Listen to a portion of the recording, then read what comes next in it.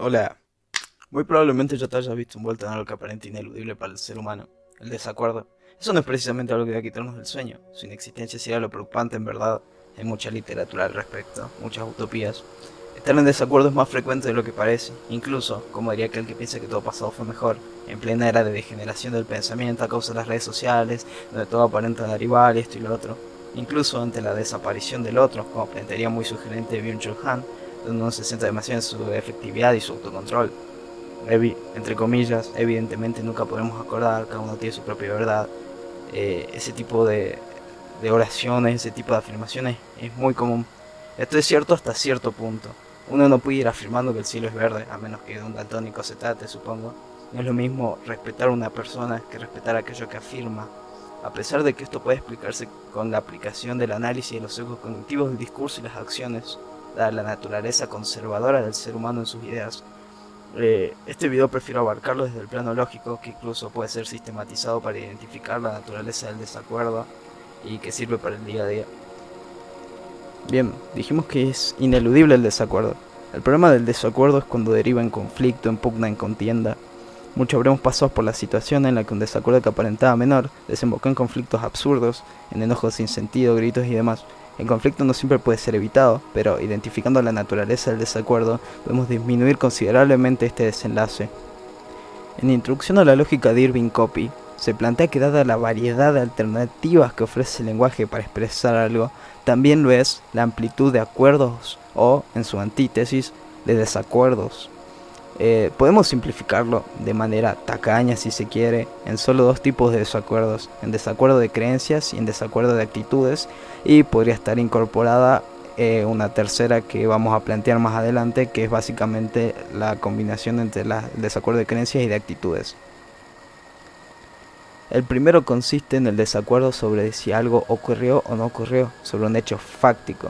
Una persona afirma que algo sucedió y la otra persona lo niega. Por ejemplo, mi amigo Pedro afirma que la Segunda Guerra Mundial tuvo lugar entre 1914 y 1918, mientras que mi amigo Horacio niega rotundamente aquella afirmación. El desacuerdo de creencia halla solución cuando empiezan a confirmarse los hechos del argumento que plantea cada expositor. Para esto uno acude a los testigos, opiniones, documentos estadísticos, o básicamente abre la computadora, el celular, pone en Google Primera Guerra Mundial y ahí nomás te sale la fecha. Probablemente en este tipo de desacuerdo llegues a acordar, si no sos lo suficientemente cabeza hueca, ¿no? Con la otra persona, en caso de equivocarte, ¿no? Con las fechas, con un hecho fáctico.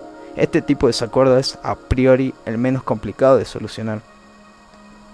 El segundo tipo de desacuerdo halla lugar en las actitudes. Sucede cuando ambas personas afirman la existencia de un hecho, pero difieren en la interpretación.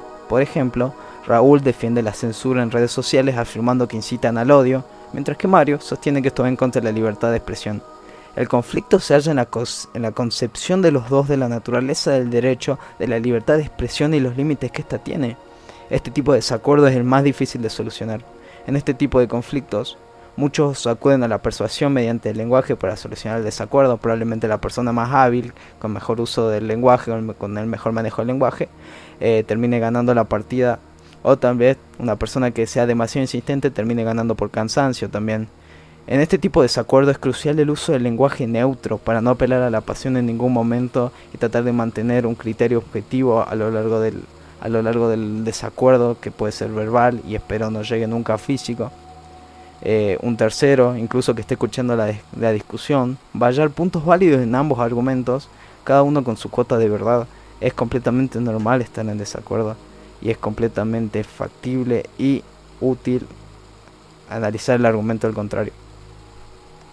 Hay un tercer tipo que, como mencionamos hace rato, consiste básicamente en la presencia de los ambos tipos de desacuerdo a la vez, simultáneamente. Por ejemplo, Juan sostiene que el gobierno de Pinochet fue el mejor en materia económica en la historia de Chile y que, por ende, Chile no ha visto un gobierno igual, mientras que Mario le da la derecha a Juan en cuanto a materia económica refiere. Pero se halla en pleno desacuerdo, dada la brutalidad de lo que el gobierno de facto significó en aquel país, afirmando que el gobierno de Pinochet fue el peor de la historia. Ambas posturas se plantean en interpretaciones radicales y opuestas, a pesar de coincidir en el periodo de austeridad económica en Chile en aquellos años.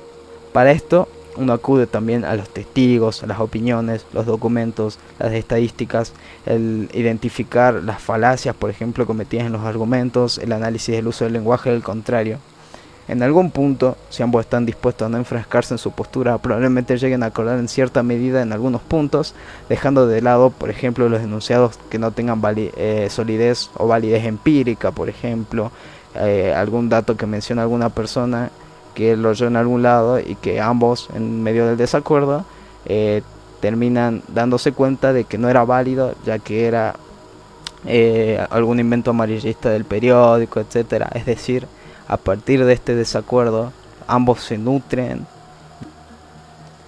Bien, en resumen, identificar el tipo de desacuerdo, corroborar al máximo los datos que sean de índole fáctica, analizar el tipo de lenguaje utilizado por el contrincante o los contrincantes y escuchar el argumento con respeto y de manera paciente. No hay que exaltarse ni nada por el estilo si realmente uno desea solucionar el desacuerdo. Es decir, no ganar un debate, no nada, es solucionar un desacuerdo que puede estar interrumpiendo alguna actividad en la familia, en el centro de estudiante, en la escuela, aquí y allá. No siempre se puede solucionar todo desacuerdo, eso es obvio. La democracia es viva imagen de eso. Uno puede revisar, por ejemplo, el teorema de imposibilidad de Arrow, Against Democracy de Jason Brennan, un montón de cosas que están muy buenas. Y básicamente es importante ser comprensivo y buena onda.